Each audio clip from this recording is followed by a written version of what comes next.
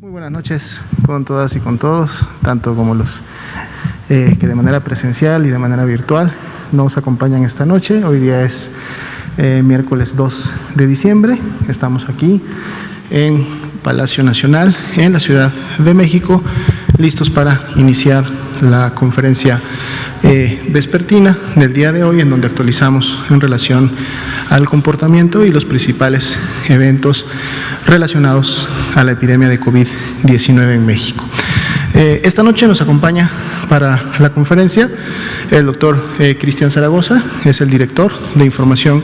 epidemiológica en la Dirección General de Epidemiología. El doctor nos hará el favor de presentarnos el día de hoy la actualización del comportamiento epidémico, de las principales estadísticas que noche con noche, día con día actualizamos, y una vez que tengamos esta información pasaremos a preguntas y respuestas por parte de ustedes. Entonces, doctor Zaragoza, por favor, tiene su tiempo.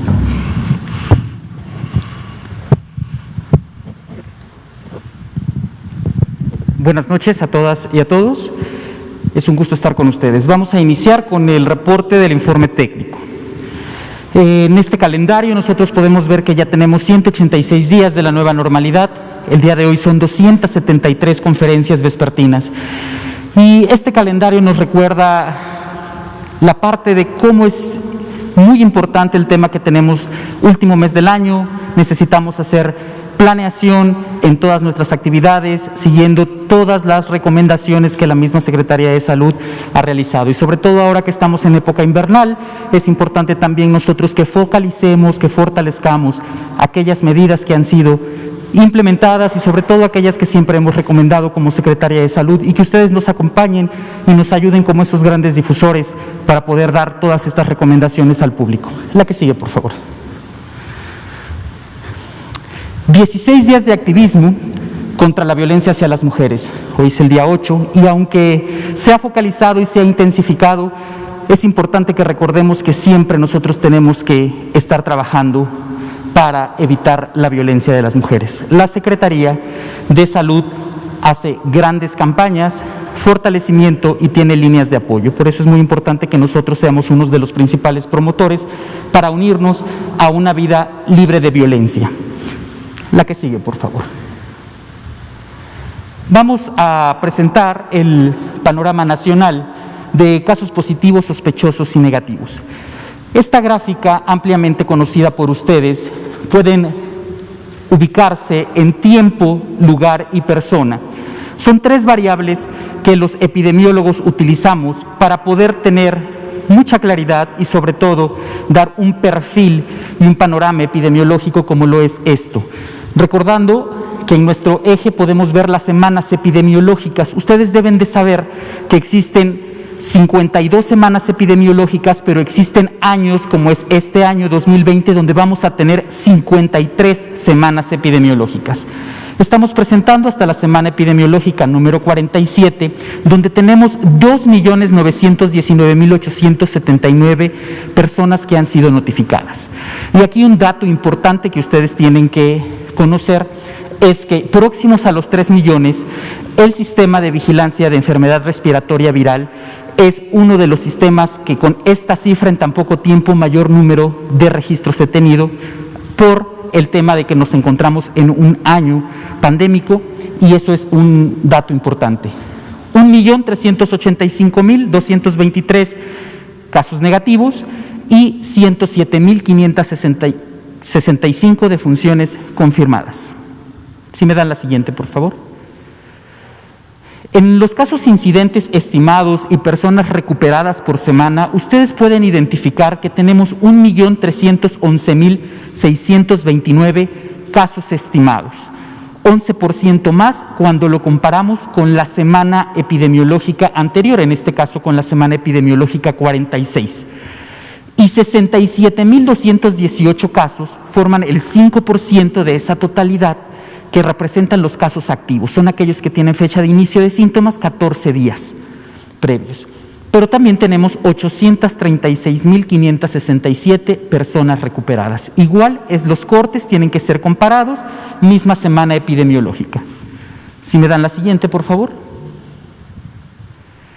En esta gráfica de defunciones, igual por semana epidemiológica, ustedes pueden observar un dato destacable,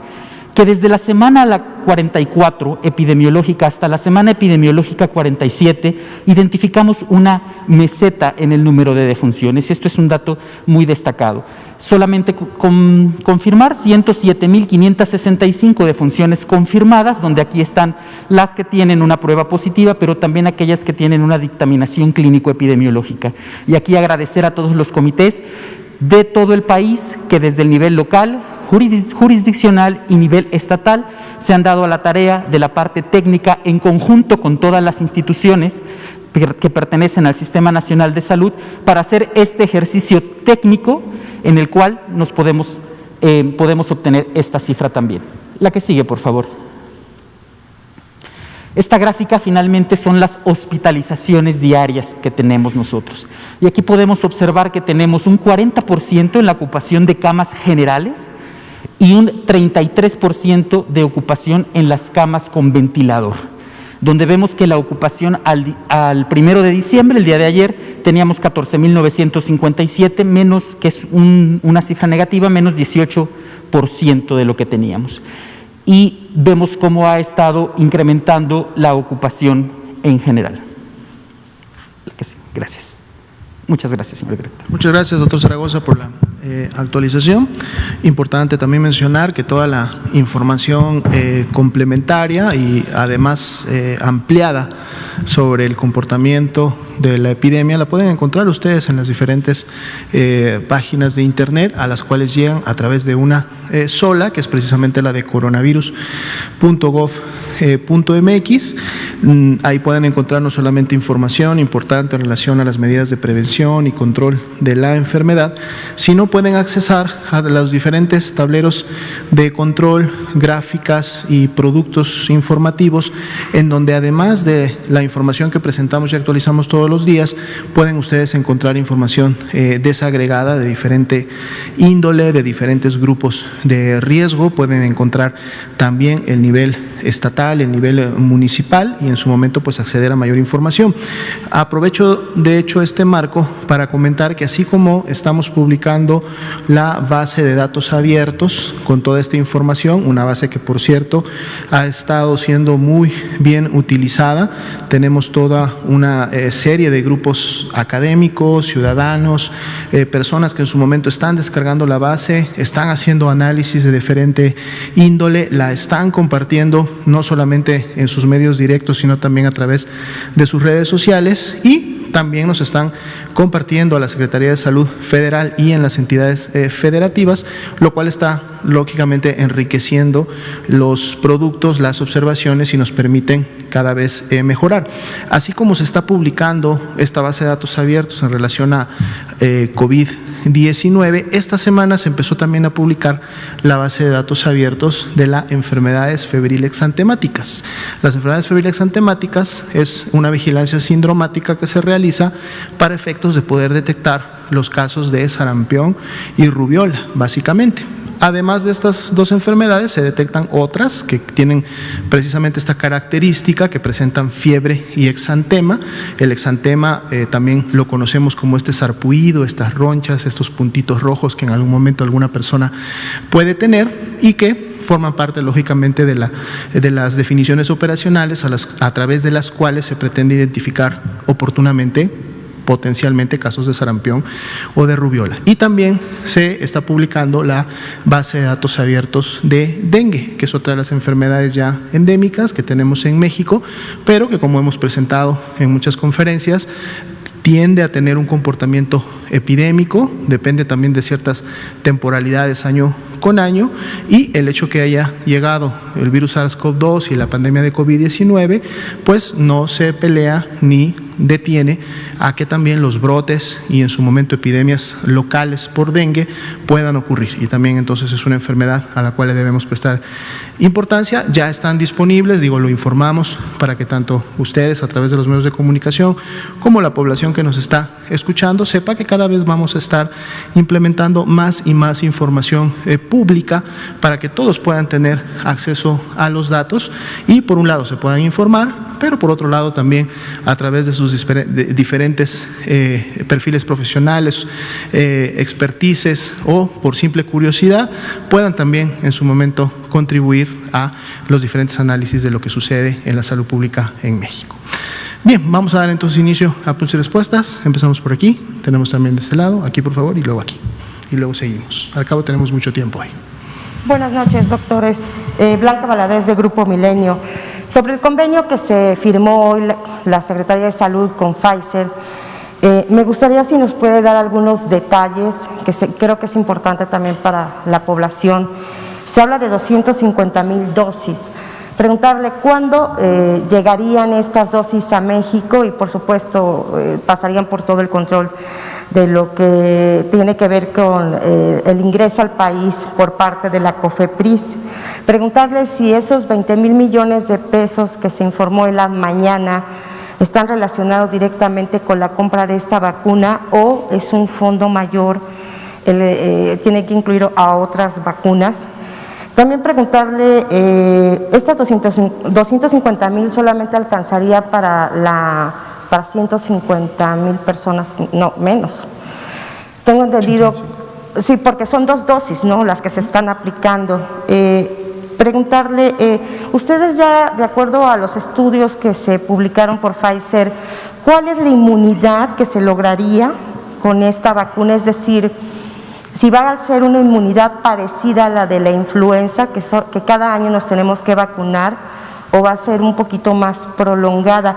Y también si ya tienen en pie otra vacuna que está solicitando su registro, tengo entendido que AstraZeneca, pero bueno, por favor, esas serían las preguntas, los detalles. Gracias. Claro, con mucho gusto. De hecho, como todos ya saben, dado que hubo una difusión importante a través de las redes sociales oficiales de la Secretaría de Salud, nuestro secretario de Salud, el doctor Jorge Alcocer Varela, firmó hoy día, y esto es algo, programado, son fases que en su momento se tienen identificadas para todos los procesos de las prevacunas, que pronto serán vacunas ya viables, poder empezar a asegurar a través ya de convenios formales con las empresas farmacéuticas y lógicamente a través de sus registros internacionales, ya los pasos, preliminares a aquel último paso que tiene que ver con el tema de poder definir cuándo y en qué cantidad se recibe la vacuna. Tal y como se publicó a través de las redes de la Secretaría, este contrato que firma el secretario, documento, es ya por un alcance de 34.4 millones. Lógicamente eso no quiere decir que el total de las vacunas, y esto aplica no solamente para la de Pfizer, sino para cualquier otro desarrollador de vacuna, el total de vacunas que en un momento se pueda comprometer va a tener una calendarización para efectos de sus entregas. Por eso cuando se habla de estas primeras 250,000 dosis, se hablan precisamente de una primera entrega que potencialmente pudiera estar disponible lo antes posible. La fecha exacta todavía no la podemos, comunicar, porque la fecha exacta va a depender de cómo camine el cronograma de actividades que ha estado llevándose a cabo. Recordemos que la semana pasada se entregó ya el primer grupo de información a la COFEPRIS por parte de esta vacuna para que en su momento se pueda llevar a cabo lógicamente la revisión por los equipos técnicos correspondientes y en función de esta información puedan entonces empezar a definirse los siguientes pasos. ¿Qué me refiero con siguientes pasos? Recordemos que el grupo técnico especializado de vacuna que se conformó para implementar la Política Nacional de Vacunación contra COVID-19, tiene ya varios meses trabajando. Este grupo prácticamente se integró hace 3 meses ante la expectativa de lo que en ese momento eran todas estas prevacunas. Una de sus principales actividades de este grupo es precisamente poder trabajar en definir cuáles serían los grupos que tendrían que recibir la vacuna en un primer momento y por lo tanto el orden en el cual estos grupos deben de vacunarse. Esto no podría ser definido sin conocer especificaciones ya más finales precisamente de la vacuna. La información que entrega, en este caso el fabricante, tiene ya muchos de estos elementos, son elementos que en este momento no se pueden todavía comentar en función de público porque se firman convenios de confidencialidad, no solo con Pfizer, esos convenios se firman con todos los desarrolladores de vacunas, porque a través de esos convenios de confidencialidad se puede tener acceso a fondo a toda la información técnica del desarrollo y de las diferentes fases y ensayos clínicos que los fabricantes, productores de vacuna están llevando a cabo. Es un convenio de confidencialidad porque lógicamente cada una de estas empresas tiene diferentes métodos de desarrollo, utiliza procesos de investigación propios o definidos por protocolos de sus científicos, de sus investigadores. Si lo hacen del conocimiento de las secretarías de salud que en su momento comprometen adquisición de estas vacunas. Recordemos que ya hace aproximadamente 2 semanas y media, prácticamente 3, hubo la primera firma de documentos, se llevó a cabo de hecho en una mañanera con la presencia del presidente, en donde hubo compromiso con 4, digamos 3 fabricantes o 3 proveedores potenciales de vacuna y el componente de COVAX, ¿no?, que en su momento es la que nos va a dar acceso a través de las herramientas de la Organización Mundial de la Salud a todas las vacunas que en su momento puedan desarrollarse. Entonces, en siguientes pasos, y eso también va en la medida de cómo cada fabricante va avanzando y va pudiendo poner a disposición la información con sus los potenciales gobiernos y secretarías de salud interesados en la adquisición de la vacuna. Bueno, ya se llegó a un momento en donde se conoce mucha más información del desarrollo y de los resultados, que en este momento está analizando, empezó ya a analizar desde que Pfizer lo entregó de manera oficial por parte de este grupo de especialistas, y esa es la razón por la que tanto el día de ayer en la tarde el doctor Rupo López-Gatell como hoy en la mañana el señor presidente de la República dio a conocer de que la próxima semana, expectativa más o menos el día martes, muy probablemente en el Pulso de la Salud, se podrá ya presentar el documento oficial que integra todas estas definiciones, todas estas acciones, y que además van a estar muy dirigido a cómo va a iniciar, ni bien se tenga la vacuna, en la medida que vayan avanzando los diferentes procesos. Como bien comentaba, uno de ellos y muy importante es que cuando se tenga la vacuna en físico, es decir, esta deberá transcurrir por los diferentes procesos de validación que hace COFEPRIS, los cuales lógicamente están enfocados y previamente ya informados con todos estos datos que se conocen y que se pretende tengan pues lógicamente una velocidad concordante con la emergencia sanitaria, pero sin perder para nada el riguroso proceso técnico que se debe de llevar para asegurar que la vacuna es segura, que la vacuna es eficaz y que en su momento puede permitir. Sí. 2 precisiones. Por las características de la vacuna se necesita una red de ultracongelación. Lo que quiero saber es si van a van a comprar el equipo o lo van a ubicar de manera logística en un lugar para empezar a aplicar las dosis a un grupo determinado. Eso yo creo que sí nos los podría compartir a nosotros. Y también estaba escuchando que ya hay una preocupación de la gente por un mercado clandestino de vacunas, no sé si van a hacer algún tipo de actividad. Y lo que dijo hoy la OPS, que finalmente qué bueno que se dieron estos registros, pero las vacunas en realidad no van a estar disponibles para todo el mundo, las dosis van a ser muy limitadas y no todos los países van a tener acceso y a la inmunización que se requiere. Entonces, si nos puede hacer esas puntualizaciones, por favor. Correcto. Sí, el tema precisamente de la logística para tanto la distribución como la aplicación final de la vacuna en el contexto de esta vacuna que es Pfizer, en la cual sabemos que necesita de una red de ultracongelación, por lo menos al inicio y en buena parte de la distribución, está siendo precisamente analizada en función de lo que la misma empresa está proponiendo con herramientas y con insumos que pudieran favorecer esta distribución y a la par integrando aquella capacidad que en este momento se pudiera tener ya en el territorio nacional. En la medida que este análisis termine, tanto de la unión de estos dos insumos de información, es que este equipo técnico podrá entonces finalmente decir en qué regiones del país o en qué áreas del país o en qué finalmente grupos, ¿no?, juntando el tema de logística, pero también juntando el tema de análisis precisamente de los grupos de riesgo, podrá finalmente la vacuna aplicarse y llegar. Esto va a ser un componente de información que precisamente se va a presentar el próximo martes. En relación a que la vacuna pueda en su momento generar un mercado negro, hemos estado viendo medios de comunicación en donde esto se ve como un riesgo potencial a futuro. Lógicamente esto puede suceder, sucede con medicamentos altamente especializados, ha sucedido con las mismas vacunas, por ejemplo, contra influenza. Aquí en su momento el llamado muy importante será precisamente para la población, porque la aplicación de esta vacuna, recordemos que va a ser gratuita para la población. La población no va a tener que pagar por esta vacuna, ¿no? Por lo tanto, la aplicación de la misma será en el medio institucional. Y cuando una persona pueda demandar la vacuna o sea convocada a demandar la vacuna, será desde una institución que forma parte del Sistema Nacional de Salud,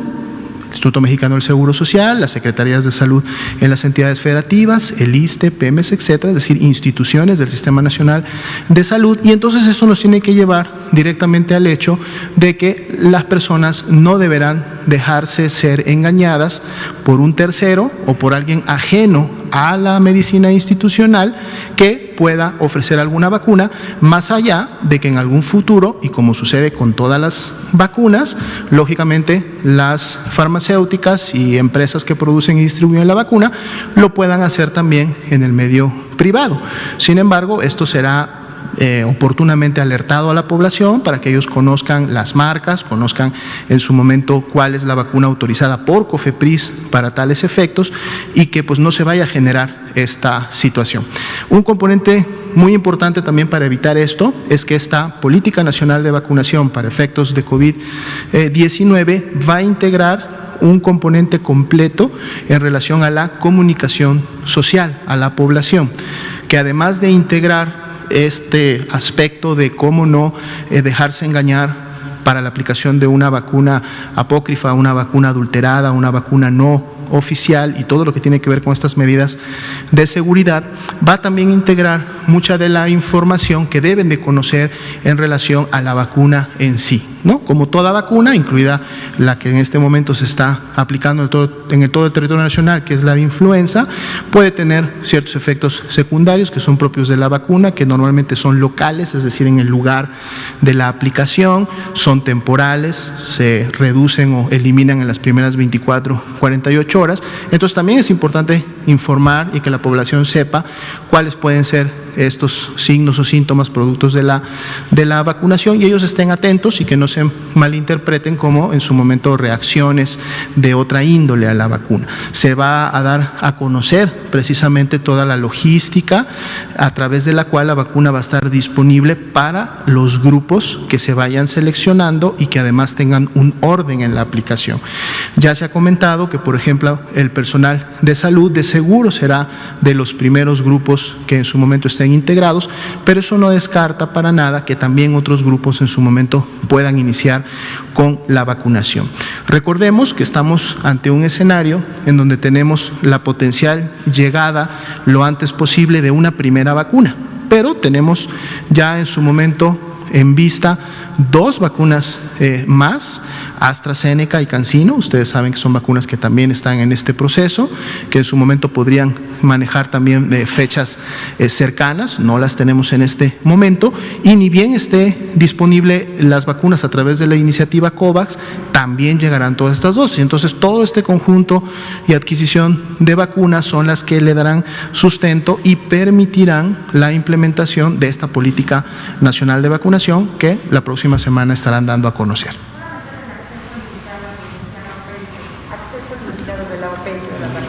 Bueno, el acceso limitado lógicamente tiene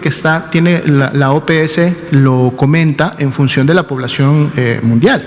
y aplica igualmente para cada país. Acceso limitado se refiere a que, más allá de que las vacunas ya empiecen a evidenciar todos sus niveles de eficacia, seguridad, empiecen a tener sus autorizaciones por los organismos internacionales y por los organismos locales,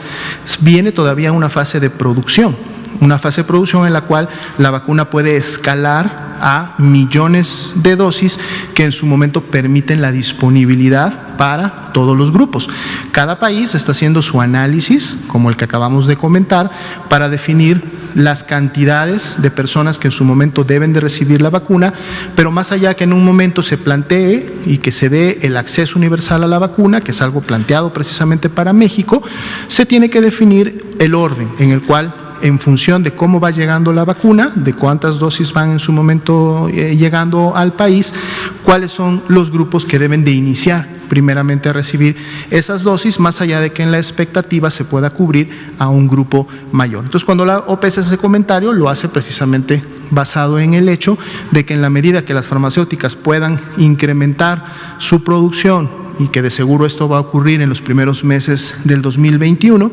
entonces es recién cuando se tendría la expectativa de que existan la suficiente cantidad de dosis como para poder empezar a cubrir a más y más y más población. ¿Sí? ¿Cómo no? Habíamos dado la palabra de este lado y luego veníamos para acá. Buenas noches, Liliana Noble de Pulso Saludable. Doctora Lomía, me gustaría conocer en el caso de la vacuna de Moderna, he leído algunas investigaciones en donde dice que la vacuna puede servir para 2 efectos, para la inmunidad y también para atender a los pacientes graves. Mi pregunta es, ¿esta vacuna tendrá una doble función? ¿Qué se conoce al respecto? Y mi segunda pregunta, en el caso de la vacuna de Pfizer, también se habla mucho de que este virus mensajero pudiera de alguna manera alterar el ADN o la estructura molecular del ser humano, y mucha gente está temiendo, sobre todo los grupos antivacunas y haciendo campañas en contra de la vacunación. ¿Qué tan cierto es esta información? Gracias. Claro que sí, con mucho gusto respondo, de hecho, uniendo un poco las dos preguntas. Las propiedades específicas de cada vacuna, precisamente en relación a su inmunogenicidad y en qué grupos y en qué momentos, es mucha de la información que no solo México, sino a nivel mundial, pues todos los países estamos esperando conocer a fondo. Lo que se ha tenido hasta el momento han sido publicaciones en redes sociales, notas de prensa o algunos comunicados que las diferentes farmacéuticas que están en este momento produciendo la vacuna pues han emitido. Algunas han hablado de en su momento eficacias arriba del 90%, ¿no?, que se traduce a la vez un poco en protección poblacional. Sin embargo, volvemos al comentario anterior, es información preliminar, es información todavía que está en un marco informal, a pesar de que lo está dando a conocer el mismo fabricante de la vacuna. Esta información todavía no la podemos tomar como tal y en su caso trabajar un programa o un proyecto con esa información, porque no es información que en su momento ha sido validada por las instancias internacionales o por las mismas instancias que cada uno de los gobiernos tiene. Hasta que se cuente con toda la información y sobre todo los resultados finales de los ensayos 3, en donde la mayoría de las vacunas están terminando o están por terminar, por lo menos estas 5 o 6 que en su momento se tienen identificadas. Entonces, en base a esa información y en base un poco también a la correlación de estos organismos internacionales, la misma Organización Mundial de la Salud tendrá un papel importante y preponderante en el análisis a través de sus equipos técnicos y especializados en diferentes países países o haciendo también, echando mano a estos organismos reconocidos por no solo la ONU, sino por muchos países como los tenemos en la Unión Europea, como los tenemos en Estados Unidos, que en su momento revisen la información que las empresas están produciendo, están dando a conocer, para que entonces ahora sí, sabiendo exactamente cómo funciona, en qué grupos, en qué dosis, todo el tema a fondo, entonces en un momento se pueda definir y decir si la vacuna sirve para proteger de la infección, o en este caso del contagio de la infección, o no protege esta parte o este tramo de la enfermedad de la historia natural, pero a lo mejor sí protege la enfermedad, o sea, no evita que me contagie o que me infecte, pero a lo mejor y la vacuna sí evita que me enferme, o no evita que me enferme, como por ejemplo el caso de la vacuna contra influenza, que a pesar de que tenga la vacuna, me haya colocado la vacuna, me puede dar influenza, sí, me puedo enfermar de influenza, pero a lo mejor la vacuna evita los signos y síntomas graves o evita la gravedad de la enfermedad, dado que genera una respuesta inmunológica previa que permite al sistema inmunológico estar atento, deja que se produzcan signos y síntomas y por lo tanto me enferme, pero dado que el sistema inmune está más listo que si no me hubiera vacunado, entonces contrarresta la enfermedad,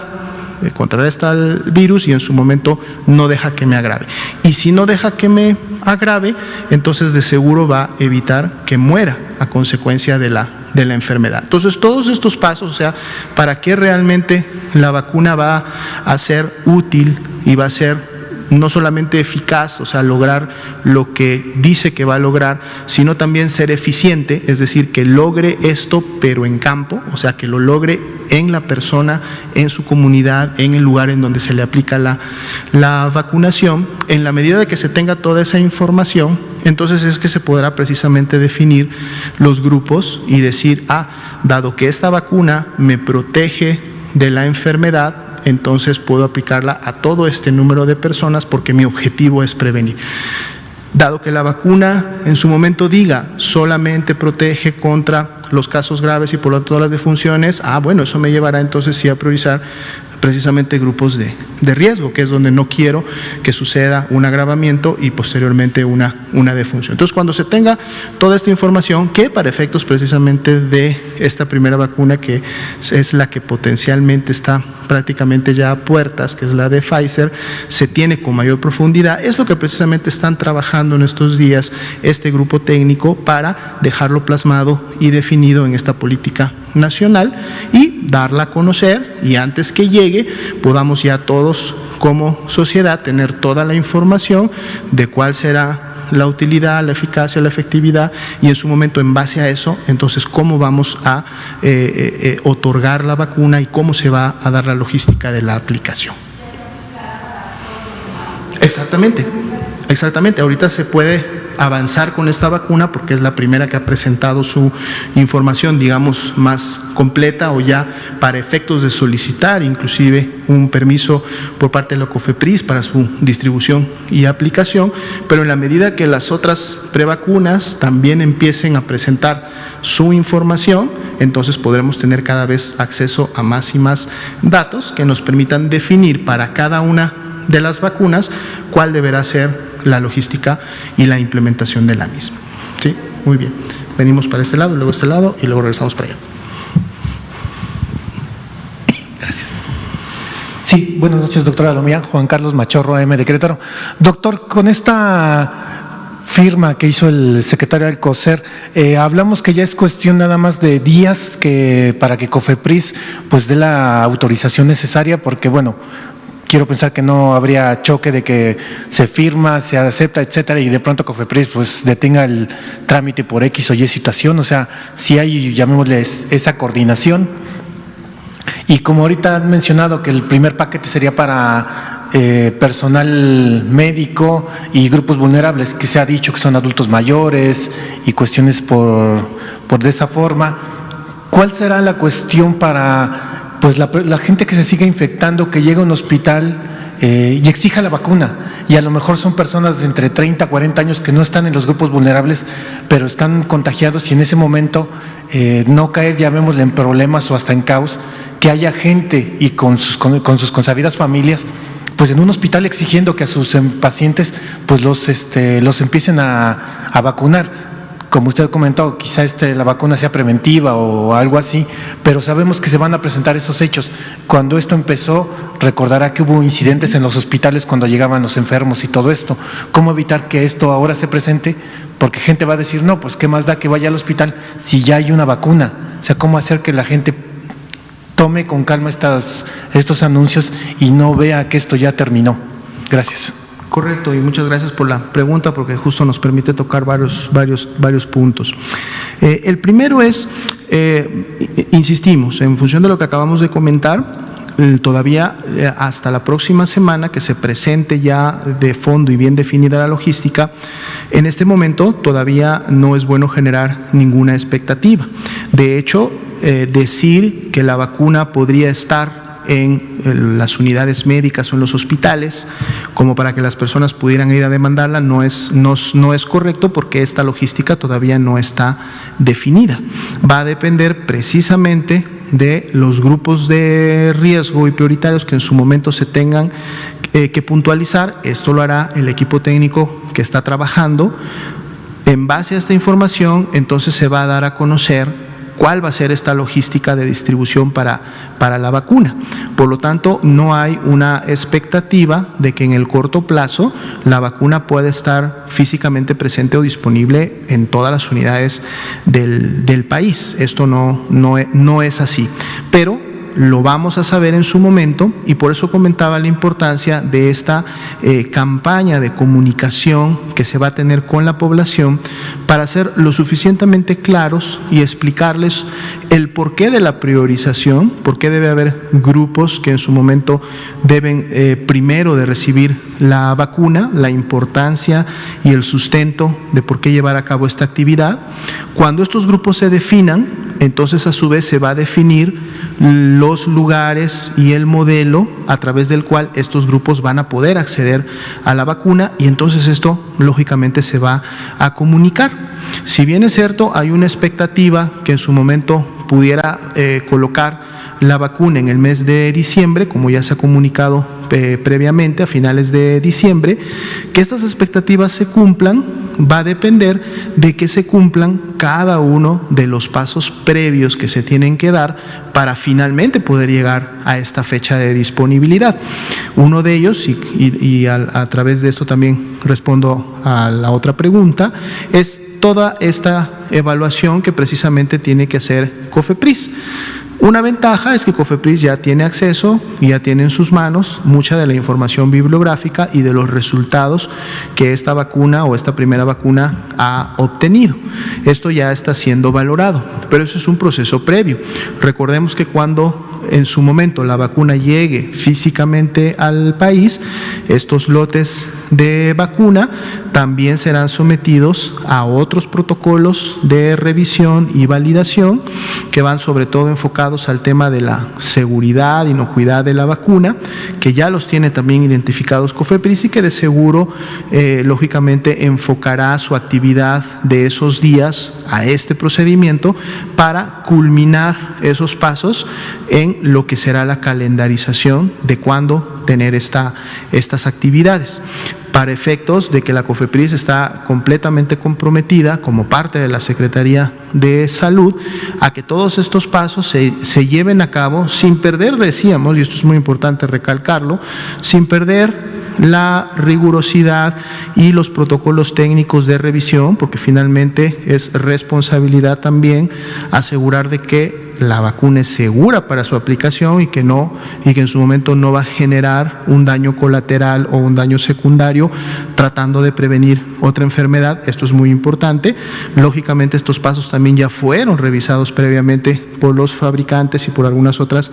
entidades, pero es entonces integrar, revisar toda esta información. Pero sí, definitivamente la COFEPRIS está 100% comprometida, está 100% dedicada desde ya, no solamente a la revisión bibliográfica de la información que ya tiene en estos momentos, sino que en su momento, cuando físicamente se tenga la vacuna, se llevarán a cabo rápidamente todos estos procedimientos, ¿no? Como tal. Por favor.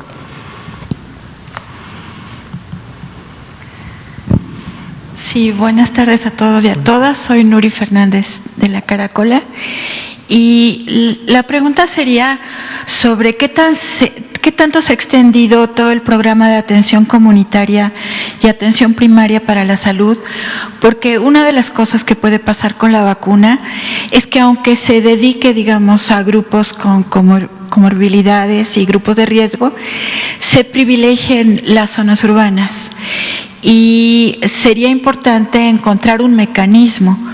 para que no haya discriminación, digamos, en la distribución de las vacunas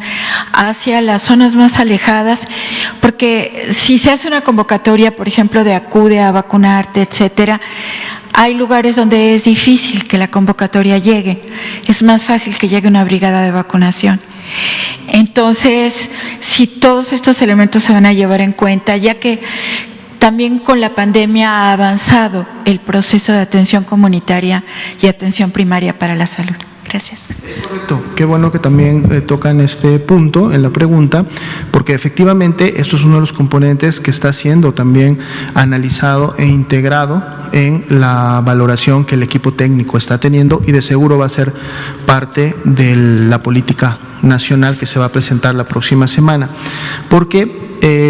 aquí lo importante y el reto también para el sistema de salud es poder asegurar el acceso a la vacuna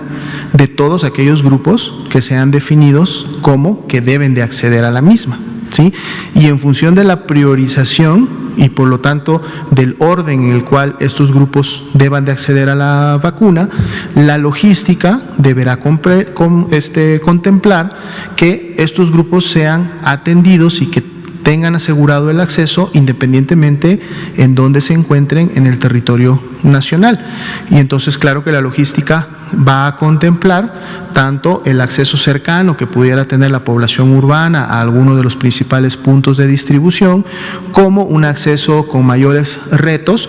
que actualmente se tienen. Es decir, esto tampoco no sería nuevo para efectos de la vacuna de COVID-19. Estos retos los tiene el Programa Nacional de Vacunación año con año, no solamente con vacuna contra influenza, sino también con todas las demás vacunas. Recordemos que hay vacunas que deben de cubrir al 100% de la población infantil, o esa es la meta que se plantea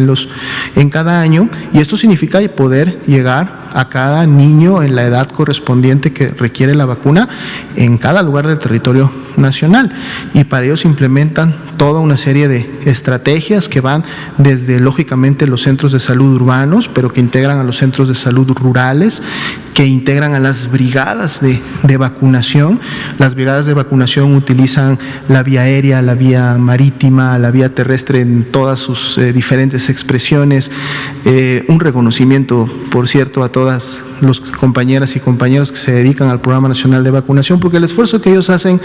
todos los días para poder llegar y cubrir, lograr las metas que se traducen en coberturas de vacunación para la población en el día a día, es un esfuerzo constante, porque partimos desde precisamente un centro de salud o un puesto de vacunación que puede estar en una gran ciudad y en donde yo simple y llanamente con tomar un taxi o el metro o un autobús puedo llegar y en menos de 2 horas haber recibido la vacuna,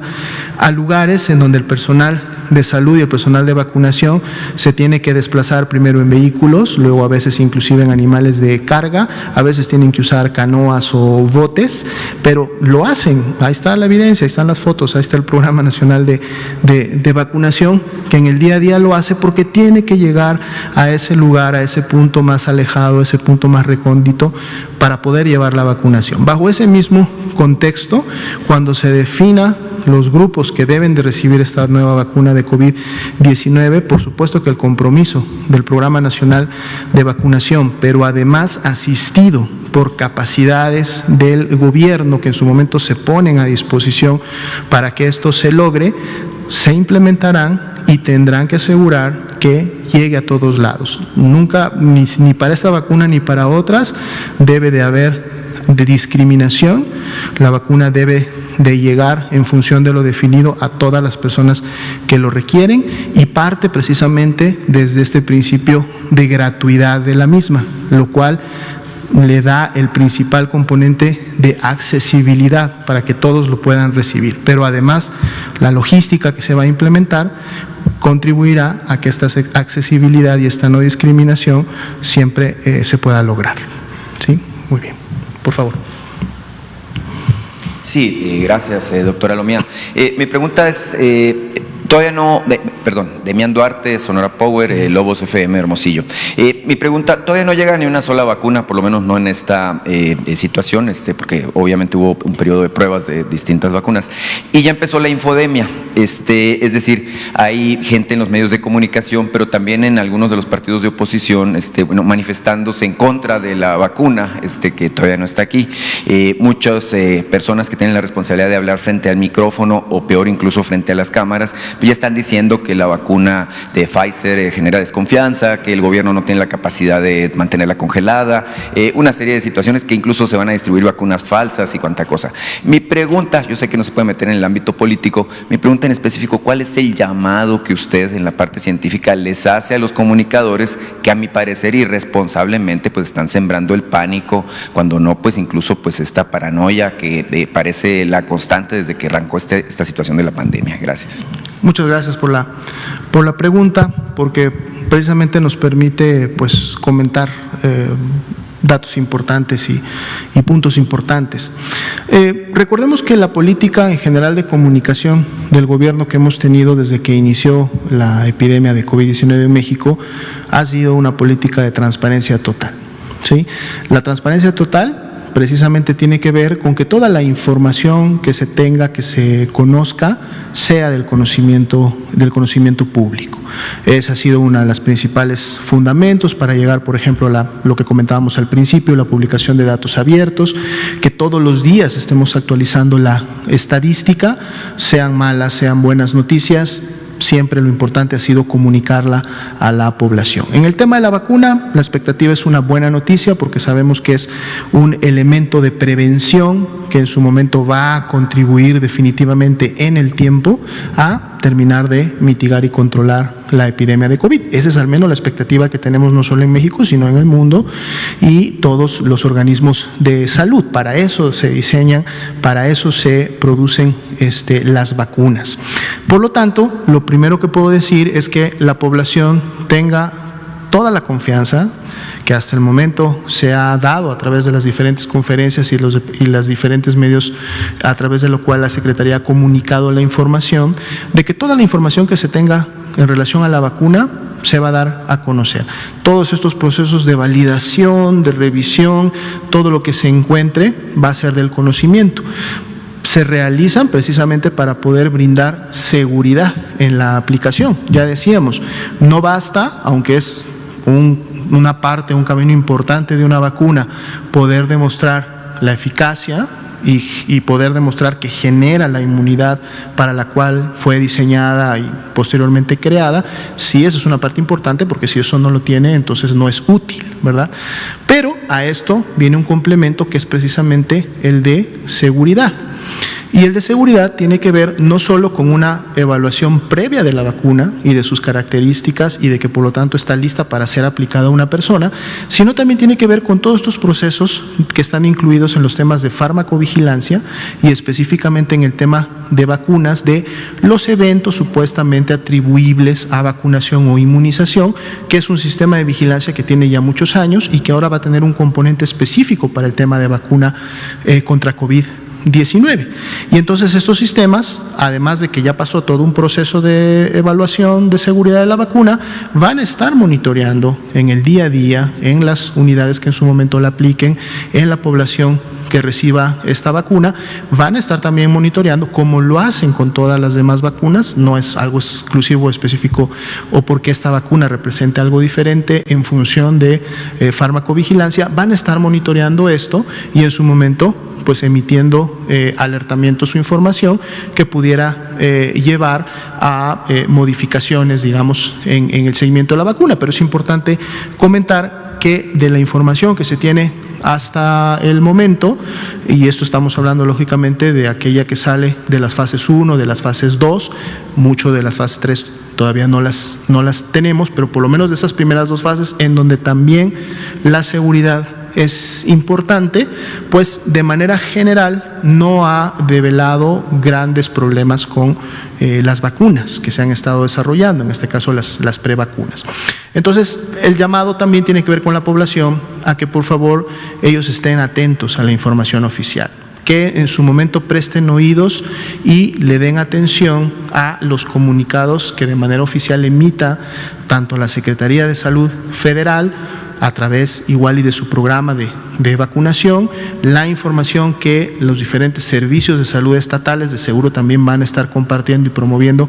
con la población. Decíamos, va a haber específicamente todo un programa de comunicación para efectos de vacuna COVID-19.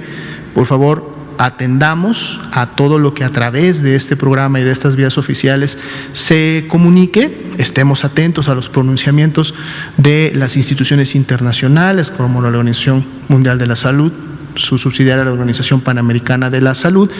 y entonces estemos siempre monitoreando y recibiendo esta información oficial, porque como bien comentas, mucha de la información que se comenta a través de redes sociales o de fuentes no oficiales, pues muchas veces están solamente basadas en supuestos o están basadas en su momento en lo que se escuchó en algún lado o en alguna nota periodística que a lo mejor no tenga la rigurosidad correspondiente para su publicación. Entonces es importante estemos atentos a la comunicación oficial. Es que el punto es que pues esta gente parece que no está conforme nunca, ¿no? Antes era pues que no hay vacuna, era la queja, ¿no? Ahora que parece que va a haber vacuna, pues ahora la queja es que va a haber vacuna. Mi pregunta o mi petición específica es si puede dirigir, en su caso, pues un mensaje sobre todo a las gentes que están en los medios de comunicación y que parece que en lugar de informar están dedicados a desinformar a la población a este respecto. Claro, con mucho gusto y atendiendo a la solicitud, de hecho comentar que para efectos de la comunicación social, la comunicación de riesgos, se va a estar implementando a través de esta conferencia vespertina toda una temática relacionada a la vacuna, que precisamente va a partir desde los hechos de qué es una vacuna, para qué sirve, cuáles son los diferentes tipos o en su momento desarrollos de vacunas que ha habido, cómo las vacunas han contribuido en un momento determinado al control de diferentes enfermedades, inclusive en algún caso específico a su erradicación, la seguridad que las mismas han demostrado en el transcurso del tiempo, y toda esta información se va a estar brindando a través principalmente de las conferencias vespertinas, como las que estamos teniendo hoy. Va a estar siendo puesta a disposición de los diferentes medios de comunicación a través de comunicados, boletines, informes técnicos que ustedes puedan utilizar. Entonces, lógicamente, la petición sería que para efectos de la información oficial nacional van ustedes contar con todos estos productos y estos insumos de información para que a su vez puedan contribuir a informar a la población. Estos espacios van a seguir abiertos en los horarios correspondientes, por lo tanto ustedes van a poder realizar todas las preguntas que sean necesarias y que consideren de utilidad para la población. Eso no deja también, decíamos, de que ustedes en su trabajo periodístico o la población también de manera directa puede estar consultando los medios internacionales, eso sí, oficiales o que tengan en su momento la credibilidad, y entonces que todos pues juntos, ¿no?, gobierno, medios de comunicación y población, podamos contribuir y lograr una productos informativos y acceso a información oficial, veraz, y que en su momento realmente contribuya a lo que va a ser la campaña de vacunación de COVID-19, y que entonces todas las personas que estén integradas en estos grupos puedan, sin ningún riesgo y sin ninguna predisposición o problemática, acceder libremente a la vacuna y recibir los beneficios que en su momento esta les va a aportar. Entonces, vamos a, digamos que un punto de partida importante va a ser precisamente la próxima semana conocer esta política nacional de vacunación, que va a integrar todos los componentes que en este momento se están preguntando y que algunos van a estar listos y disponibles o avanzados la próxima semana. Algunos estarán integrando todavía en semanas previas, de seguro más cerca cuando se reciban las vacunas en físico, y información definitivamente pues mucho más importante y relevante cuando estemos a punto de iniciar con los primeros grupos que en su momento se vayan a definir. Entonces es una tarea, yo creo que de todos, y todos podemos conjuntamente contribuir a que esto suceda. Por favor. Gracias, buenas noches, doctores. Buenas noches. Arturo Pavón para el Chapucero Network, redes digitales. Bueno, la pregunta va en el sentido de que, respetando el protocolo de sigilosidad en cuanto a los fabricantes, ¿qué nos puede decir usted acerca de la vacuna rusa que supuestamente también estaba ya próxima para poderse experimentar, fabricar aquí en México? Cómo no, con mucho gusto. La vacuna Sputnik 5, que es la que ha desarrollado la Federación Rusa, es una vacuna de la cual mucha o casi toda su información la hemos precisamente obtenido a través de publicaciones que el país ha realizado, en este caso el Instituto Gamaleya, que es el que en su momento ha desarrollado y puesto en marcha esta vacuna. Y ha sido, lógicamente, información, digamos, que se ha emitido de manera unilateral por parte de ellos.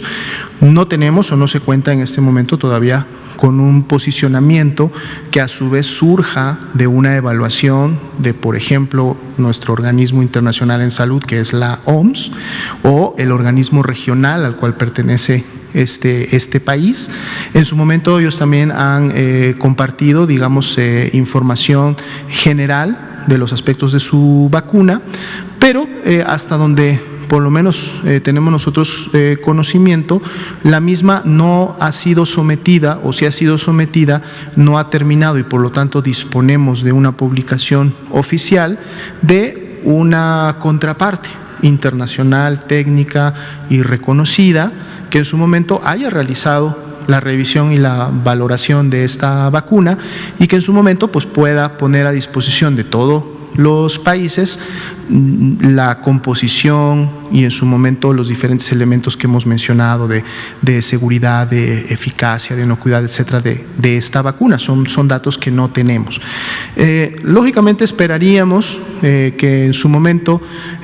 como lo están haciendo otros desarrolladores de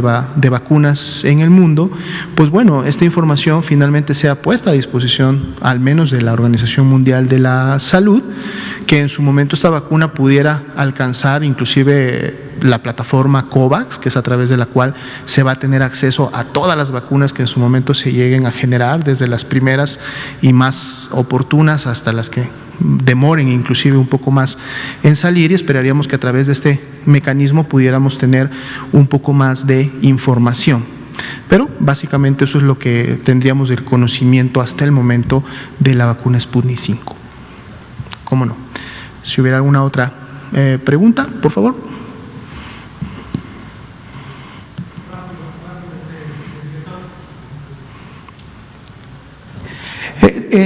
Testimonios de pacientes que superaron el COVID señalan que, aparte de las secuelas que ustedes amablemente nos han señalado que quedan,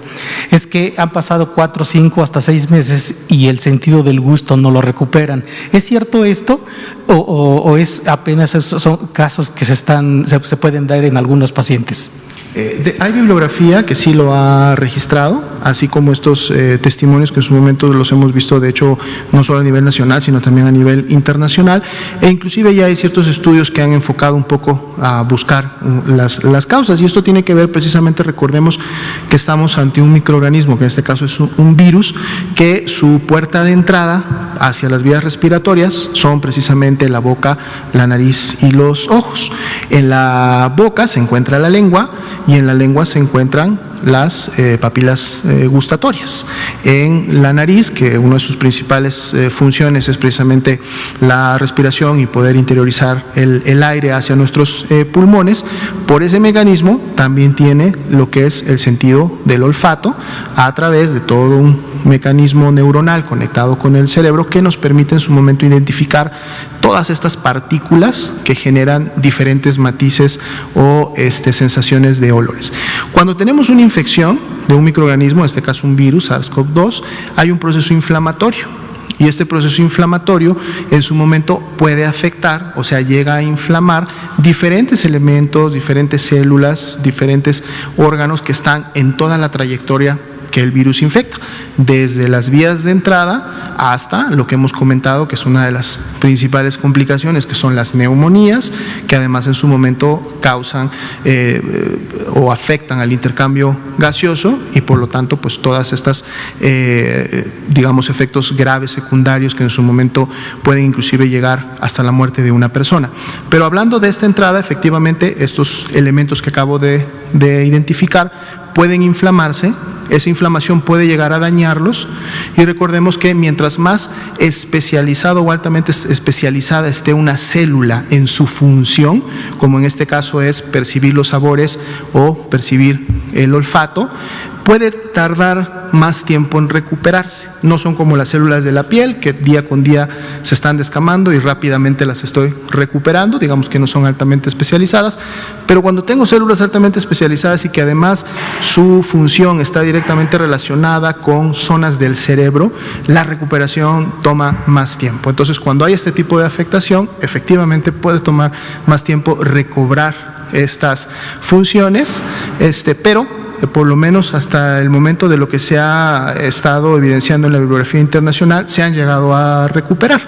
Vamos a ver en su momento qué tanta puede ser la magnitud de este tipo de afectaciones, qué tanto podrían demorar en su momento recuperarse, o de la información que posteriormente se tenga ya de investigaciones dirigidas a este punto, a lo mejor qué grupos de personas pudieran ser los que estén más expuestos o con mayor riesgo de tener este tipo de manifestaciones, pero sí se pueden.